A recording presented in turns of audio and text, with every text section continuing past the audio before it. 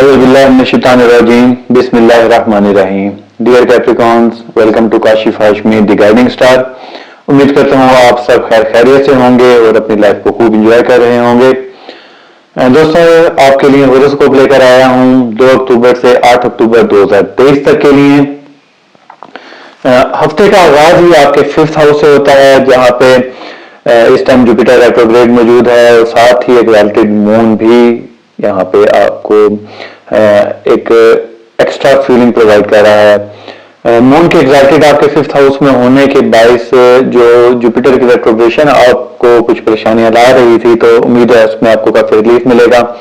Jupiter और moon की एक वैसे ही कॉम्बो और कंजंक्शन काफी प्रॉफिटेबल होती है, तो मुमकिन है कि आपके क्योंकि 5th हाउस है यहाँ पे संडे से ही ये एक सिनेरियो बन रहा है, तो हो सकता है कि संडे को आपको काफी कोई दोस्तों यारों के साथ या बच्चों के साथ बड़ा तफरी करने का मौका मिला हो, आपने खूब हल्ला गुल्ला किया हो, लाइफ को एंजॉय करते नजर आते हैं, तो उसका कोई असर जो है आपके ऊपर मंडे तक रहेंगे। हो सकता है कि आप अपने वीक के आगाज में प्रोफेशनल कैरियर में जाकर भी थोड़ा सा आपके जो जहन है वो उन्हीं मामलों की तरफ होगा जैसा आपका संडे गुजरा। अलबत्ता ये मुमकिन है कि जिनके बर्थ चार्ट में मून की प्लेसमेंट नेगेटिव है, तो या वो सासती का शिकार रहे हो अगर बर्थ चार्ट में, तो उनको मुमकिन है कि इसका अपोजिट भी हो सकता है कि उनका संडे फिर हो सकता है परेशानी में बच्चों की तरफ से थोड़ा गुजरा हो, कोई उनका हो सकता है कि ऐसा इशू क्रिएट हो गया हो घर की तरफ से या किसी भी ऐसे मामले में जो उलझन का शिकार रहे हो, और अब हफ्ते के शुरू में उनको हो सकता है कि उन परेशानियों का जो है की तरफ ही तवज्जो मबजूल रहे, और हो सकता है कि वो अपने वीक का अपने प्रोफेशनल वीक का बाकायदा आगाज भी ना कर पाए, छुट्टी करनी पड़ जाए किसी भी ऐसी वजह से। लेकिन ये खासतौर पर उनके लिए जिनका बर्थ चार्ट में मून नेगेटिवली प्लेस्ड है। उसके बाद आपका जो वीक है उसमें थोड़ा आपका तवज्जो है ऑलमोस्ट ट्यूसडे से आपके काम की तरफ ज्यादा होगी। ये भी मुमकिन है कि आप किसी वजह से मंडे को छुट्टी कर लें, कोई तफरीह प्रोग्राम ऐसा एक्सटेंड हो जाए जो आपने संडे को स्टार्ट किया हो, मुमकिन है आप किसी जगह घूमने फिरने गए हो, किसी वजह से फिर वो प्रोलॉन्ग हो गया हो मामला। तो आपका वीक मुझे कुछ ऐसा लग रहा है कि मंडे के बजाय इस दफा जो आपका प्रोफेशनल वीक है, चाहे आप जॉब सेक्टर में हैं, चाहे आप बिजनेस कर रहे हैं, तो वो ट्यूसडे से स्टार्ट होता नजर आता है। उसमें आप ज्यादा फोकस नजर आते हैं। आप कोशिश करेंगे जो कोई लॉन्ग बैक भी है, जो आपकी कोई डिपेंडेंसी रहेगी है, तो उसे कंप्लीट कर लें, और काफी आपका जो एक इमोशनल अटैचमेंट होगी आपके काम की तरफ से। फाइनेंशियल मामलात में आपका थोड़े से भी हालात परेशान कुन ही रहने का चांस है। आपका जो रूलिंग प्लैनेट है सैटर्न, वो आपके 3rd हाउस में रेट्रोग्रेडेड है, और ये आपका सेकंड का लॉर्ड भी है, तो आपका 1st, 2nd, 3rd और 12th ये आपके 4 हाउसेज ऐसे हैं जो जिनके रूलिंग जो प्लैनेट्स हैं, जो लॉर्ड्स हैं, वो इस टाइम रेट्रोग्रेडेड में है। तो इस वजह से आपको इन मामलात में काफी परेशानी का सामना करना पड़ सकता है। खासतौर पर आपके 2nd के लॉर्ड को 3rd में रेट्रोग्रेड होने की वजह से मुमकिन है कि आपको बहन भाइयों के ऊपर किसी किस्म का कोई खर्चा करना पड़ जाए, या उनकी तरफ से आप कोई परेशानी का शिकार रहें, या उनकी वजह से ये भी मुमकिन है कि आपको कम्युनिकेशन से रिलेटेड आपको कोई ऐसा एक्सपेंडिचर करना पड़ जाए, या आपका मुमकिन है कि मोबाइल, लैपटॉप या आपका गाड़ी की तरफ से कोई ऐसा उसमें फॉल्ट निकल आए कि आपको उसकी रिपेयर या फिर रिप्लेसमेंट की तरफ जाना पड़े। बहरहाल इस वक्त मैं आपको रिकमेंड करूंगा कि आप उसको रिप्लेसमेंट के बजाय रिपेयर की तरफ तवज्जो दीजिएगा।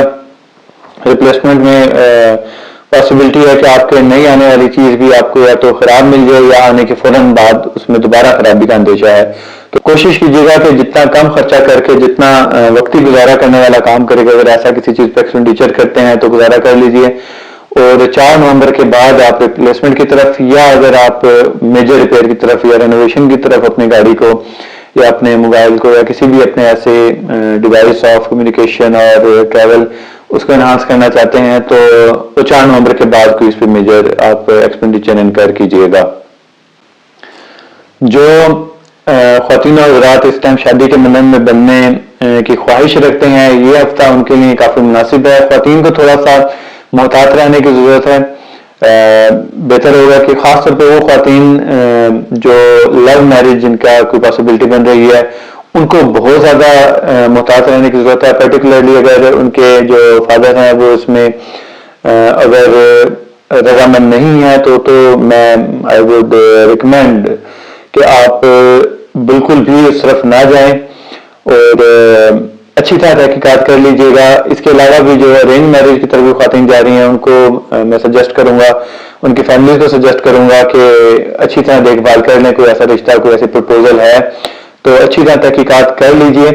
अदरवाइज टाइम मुनासिब है, लेकिन जुपिटर की रेट्रोग्रेशन की वजह से पॉसिबल हो सकता है कि जो उनका फियांसी आगे फ्यूचर में उनका हस्बैंड टू बी या जो भी उनके हस्बैंड आगे होने जा रहे हैं उनको किसी किस्म के मिसाइल का ऐसा सामना हो जिसकी वजह से जो कैप्रिकॉर्न ख़वातीन हैं उनको शादी के बाद कुछ अर्सा सफ़र करना पड़े।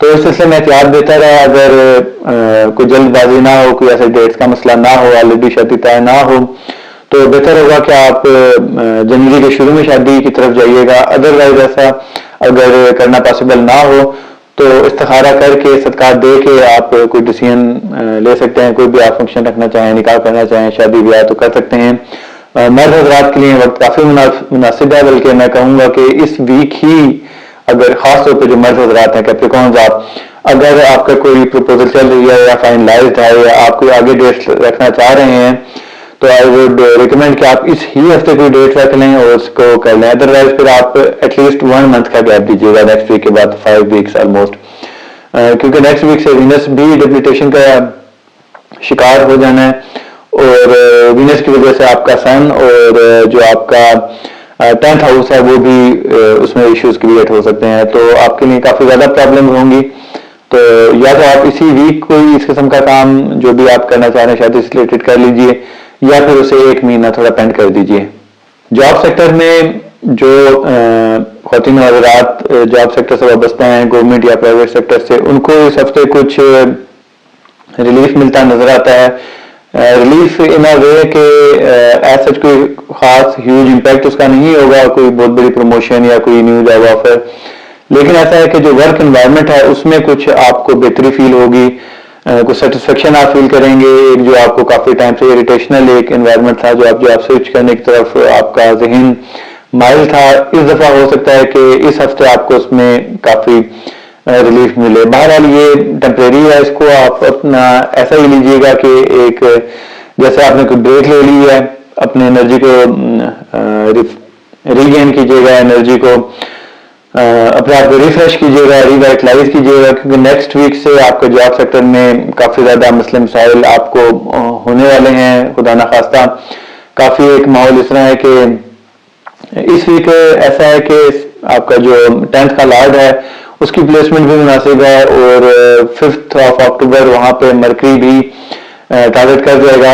ऑलरेडी सन और मार्स तो वहां पे मौजूद हैं ही, तो आपको काफी उसमें एक हेल्प आउट कर रहे हैं, काफी एक फ्यूल प्रोवाइड कर रहे हैं। बहरहाल वीनस के डेबिटेशन से नेक्स्ट वीक ये तमाम प्लैनेट जो अभी आपके लिए पॉजिटिव एक काम कर रहे हैं, तो ये सारे वीक होते नजर आते हैं। तो नेक्स्ट वीक के लिए अपने आपको अभी से जहनी और जिस्मानी तौर पर तैयार कर लीजिएगा, अदरवाइज आप परेशानी का शिकार हो सकते हैं।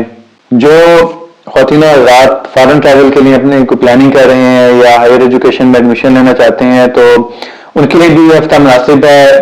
कोशिश कीजिए कि अभी डॉक्यूमेंटेशन सबमिशन करा दीजिए, या सबमिट किए हैं तो हो सकता है अपॉर्चुनिटी उनको कोई ऐसी अवेल हो कि उनकी इमिग्रेशन कहीं से अलाउ हो जाए, कोई वीज़ा उनका अप्रूव हो जाए, कोई उनका रिसर्च प्रपोजल अप्रूव हो जाए। तो इन सारे एरियाज पे आप काम कीजिए। इस हफ्ते इंशाल्लाह आपको काफ़ी इसमें कामयाबी मिलती नजर आती है।